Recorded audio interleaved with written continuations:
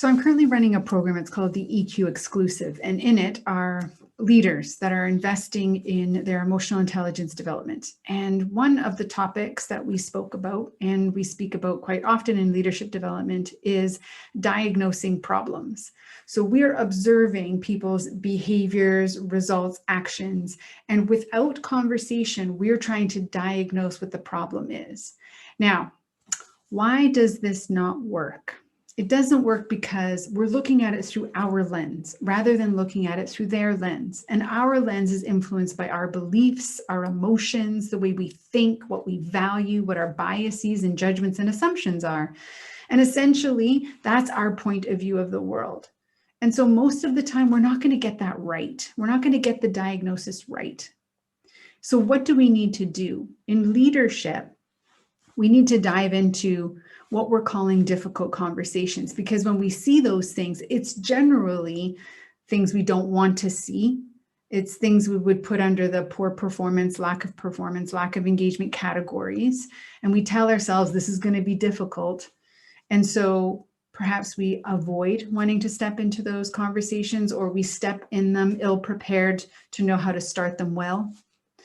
Good intentions, but perhaps because we're leading with our diagnosis, the entry in is bumpy.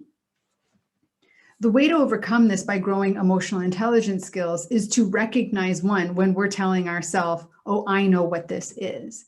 When we're diagnosing and then being inflexible. So basically we're being rigid and I know what this is. And then we start the bumpy journey into the conversation. Recognizing when we're doing that and instead turning on what's called flexibility as an emotional intelligence skill, and using skills like empathy, interpersonal relationships, impulse control, even our own emotional self-awareness, and reality testing to step into dialogue by first just describing the gap. Like, I'm noticing this, but this is the expectations we've talked about. Now, these aren't the same. What's going on? And as the person starts to talk about what's going on, we're going to start to hear things. And we're probably going to hear things in two categories: a can or a can't around like ability, a will and a won't around desire and motivation. And sometimes we hear both of those things in multiple categories. I could have personal can, can'ts, will and won'ts. There could be social can, can'ts, will and won'ts. And there could be structural can, can'ts, will and won'ts. And the reason we need to hear and listen for all of them is because these are all then obstacles that we have to coach our people to and through in order to get the performance or behavior outcomes that we're looking for. But we might also hear things that are our responsibility. When we think of structural barriers, sometimes it's our responsibility as the leader that we have to remove that barrier. So what's the bottom line? Catch yourself diagnosing with, I know what that is.